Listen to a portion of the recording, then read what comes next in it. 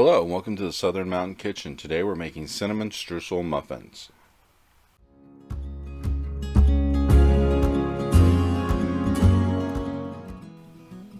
So what we're going to do is take an actual mix and try to make it better because these people load these things with oil and water and we're not going to do that. So start by putting your dry ingredients from the package into your bowl.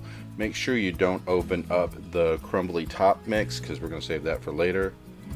Once you have this in your bowl, you're going to add 2/3 cup of milk. This is going to replace the water they call for. Then you're going to add a 1/3 cup of melted butter or margarine, and that will replace the oil. So we've gotten rid of that oily, icky taste that comes with these sometimes. Now you're going to add 2 eggs. Make sure you break your eggs up before you start mixing so that way they'll mix through easier. And stir this up.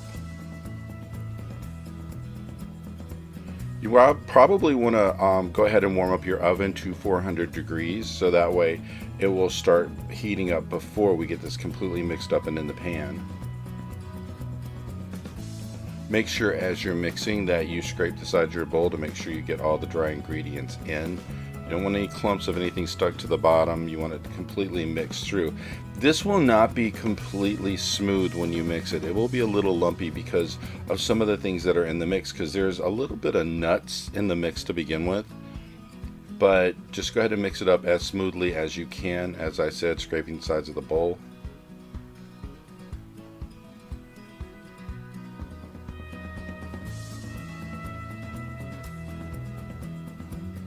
Now when you go to use these, you can use regular muffin pans or small ones. I use the little tiny muffins because on this thing I can get a lot of these because I think there was 24. Spray it with a non-stick cooking spray. Even though your pan says it's non-stick, I don't always believe them because trust me, I've had enough stuff stick to my pans. Once you get it sprayed, you're going to want to start putting your batter into the pan. I would start out with a tablespoon and just put it into each one, building it up as you go along until you fill this. Because mind you, for what I'm doing, there's going to be a lot of batter left over, and I was able to run through this again.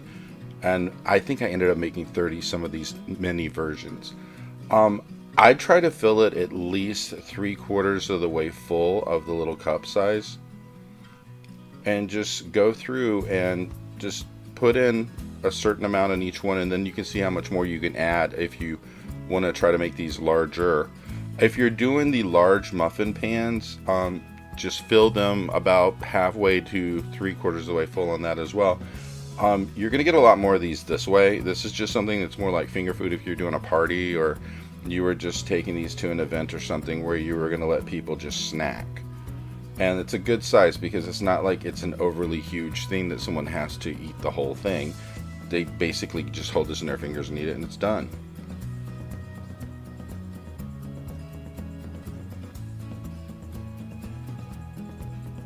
So as you can see going through this, it's pretty quick and easy to mix this up and get it into the tin. The best thing about this is when you do get these things done, they have an amazing flavor to them by just changing the ingredients that I did and adding a couple ingredients. Because once you get the muffins all into the tin, we're going to add some things they didn't call for as well to kind of give it an added flavor.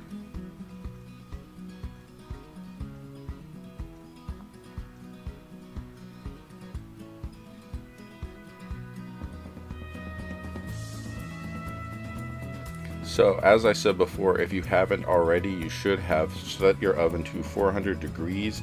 Once these go into the oven, they're going to bake for anywhere from 12 to 14 minutes until they're fully cooked.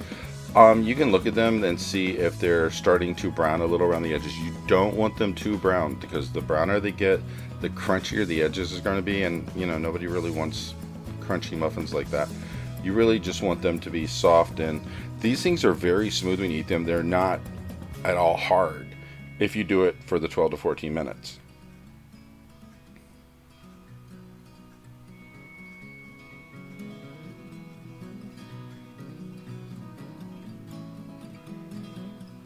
So with mine almost completely filled up at this point, I'm going to go ahead and make sure that if any of them seem a little low, I'm going to add a little bit more of the batter to it. Remarkably, I didn't make a big mess doing this because dealing with these little teeny tiny things It's interesting at times.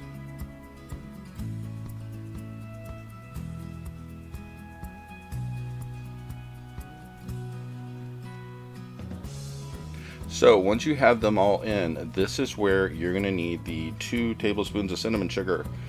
Basically, you're going to take it and pinch it in your fingers and just go around and coat the tops of these.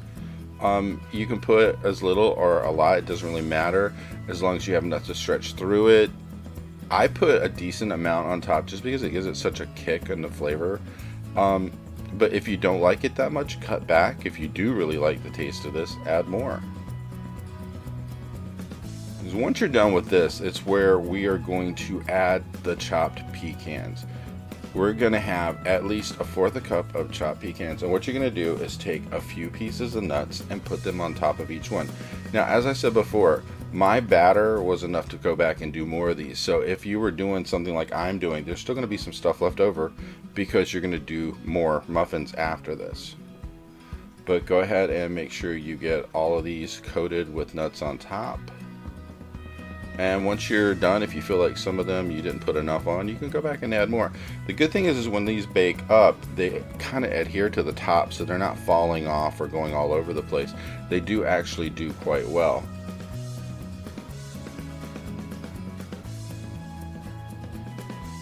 And once you're done with the nuts, that's when we're going to bring in the topping that gives the crumbly streusel effect on top.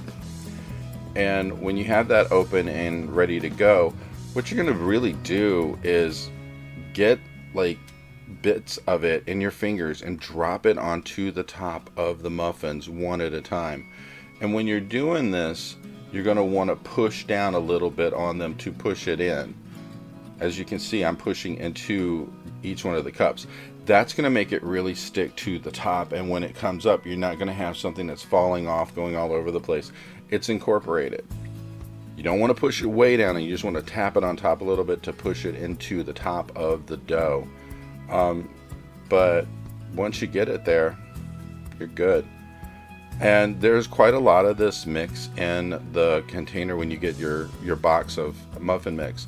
So there's plenty to go around. There'll be plenty for the next set when you come and do whatever batter you have left over. But as I said, just work your way through and do them all.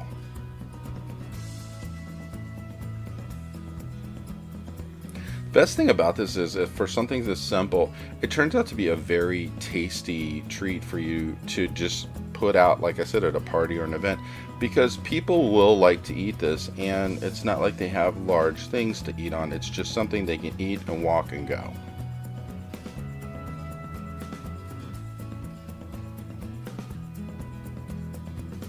So once you get all of this done, you're going to pop this in the oven, like I said, again, for 12 to 14 minutes. I would monitor it and check on it to see what it's looking like. You don't want to over brown these. And when they come out of the oven, they're going to look like this. And these are amazing, and they're very easily carried from place to place. They don't fall apart easily, so it's a good thing to transport with. If you like this video, I hope you will like and subscribe, and I hope to see you next time.